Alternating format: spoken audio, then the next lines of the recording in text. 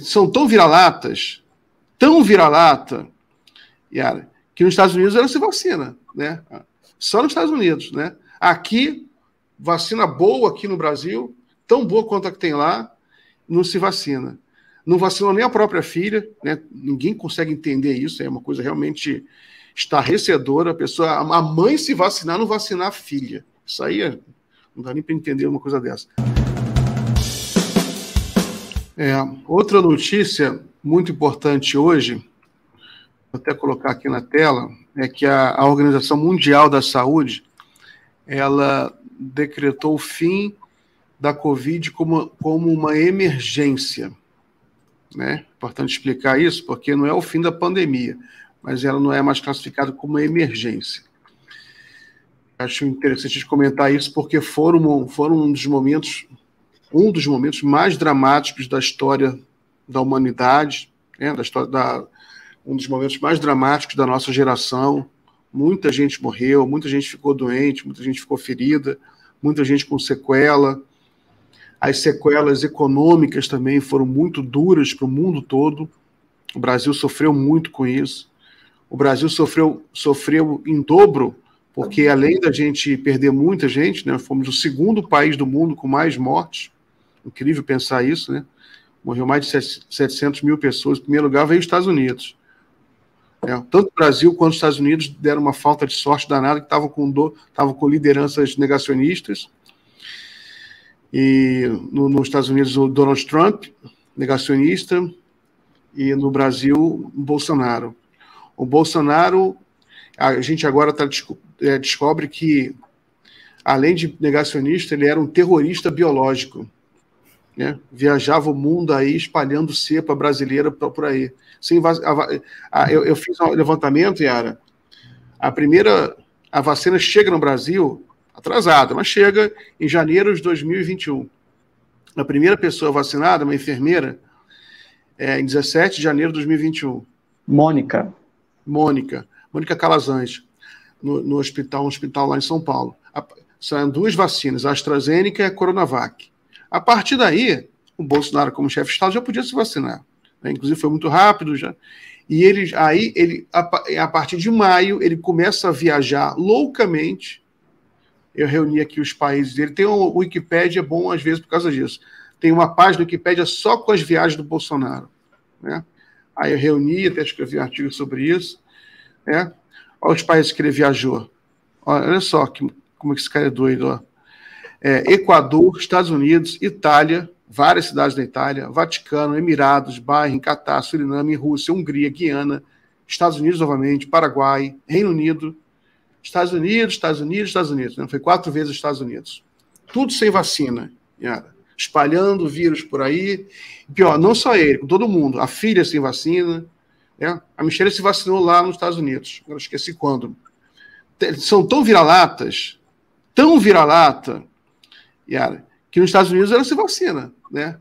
Só nos Estados Unidos, né? Aqui, vacina boa aqui no Brasil, tão boa quanto a que tem lá, não se vacina.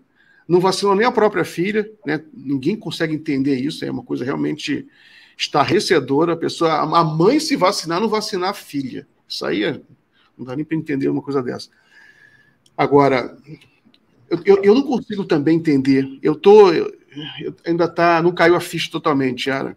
Esse Mauro Cid, não consigo engolir esse cara. Não de Ramos, Miguel. É só a primeira leva do DIC. Vai ter muito ainda. Não consigo entender. Não caiu a ficha. Ele fraudou o cartão da mulher dele. E a mulher dele vai 4 vezes para os Estados Unidos. Na realidade, é uma organização de terroristas biológicos que viajavam o mundo espalhando vírus. No meio da pandemia, só agora aqui. Ou seja, Rodrigo, isso é de hoje, a notícia de hoje. Ou seja, a Covid era uma emergência de saúde global até ontem. E o Bolsonaro viajando por aí sem imunização. Ninguém viaja, não se viaja nem com... tomar cuidado, porque eu gosto tanto de cachorro que não quero falar uma frase que seja ruim para cachorro. Mas não se viaja nem com cachorro sem vacinar, né? Ninguém viaja com cachorro sem vacinar, absurdo. Agora, um chefe de Estado... Agora, desculpa, inclusive eu estou criticando a mídia no artigo, Rodrigo. Eu sei que é complicado para a mídia, complicado, né? Porque é muito bizarro, e até qualquer jornalista fica sem saber como agir, né? É porque eles falam, a imprensa em geral, ela entendeu o seguinte: a explicação da defesa do Bolsonaro é que as regras para entrar nos Estados Unidos, você precisa ser vacinado, tem que apresentar o cartão de vacinação, pelo menos até ontem, né? Para entrar nos Estados Unidos. Só que tem exceções. Chefe de Estado, pessoas em missão diplomática, não precisam apresentar o cartão de vacinação. Então, as matérias falam, o Bolsonaro não infringiu a lei. Só que isso aí me irrita muito, Rodrigo, porque é uma implosão cognitiva. Quando quando um órgão como o CDC americano abre uma exceção para chefe de Estado, não é porque ele não precisa ser vacinado, é uma cortesia diplomática. Se todo cidadão do mundo, todo viajante do mundo tem que apresentar o certificado de vacina, é porque o país se preocupa, né? Eles abrem uma exceção, é para o chefe entrar direto, né? Não precisar ficar... É uma cortesia diplomática. Por exemplo, é proibido entrar, eu dei exemplo no meu artigo hoje, é proibido entrar nos Estados Unidos com artefatos nucleares, né? Você não pode entrar com uma pequena bomba nuclear na sua bolsa, nem com um frasco com vírus, com arma biológica. Você sabe disso, né, Yara, né, Rodrigo? Você não pode entrar com uma bomba atômica na sua bolsa, né? E você é revistado ao sair do Brasil e a entrar nos Estados Unidos. Eles veem se você tem alguma bomba, se você tem algum frasco, né? Você não pode entrar, você não pode levar um fuzil no avião, né? Chefe de Estado não é revistado. Não é revistado. Isso não quer dizer que ele possa entrar com uma bomba atômica no bolso, uma pequena bomba atômica, né? uma miniatura, nem com um frasco de arma biológica. Né? Mas por que não é revistado? É porque parte do pressuposto da boa-fé, que esse chefe de Estado não é um psicopata, não é um terrorista biológico. Né? Já falei demais. O que você acha disso, Rodrigo? Não, então, Miguel, parte é aquilo, só mídia é muito grande, tem parte da mídia, né? Então, alguns veículos, como a Fórum, a Globo News, por exemplo, vem fazendo uma cobertura que eu acho bem satisfatória disso tudo. Mas o que me chama a atenção, Miguel, também, é como que quem fazia essa imagem era o falecido ministro... Ai, gente, o que morreu no acidente de avião lá, Teori Zavascki, né? Que você puxa a pena e vem o frango, né? Agora há pouco, não sei se vocês tiveram tempo de ver, vazaram os áudios do celular do ex-major do Exército falando com o Cid, né? Desse cara que falou que sabe quem matou a Marielle. Então, quer dizer, esse cara também me fugiu o nome dele. Ailton Barros. Ailton Barros. Obrigado, Miguel. Ailton Barros.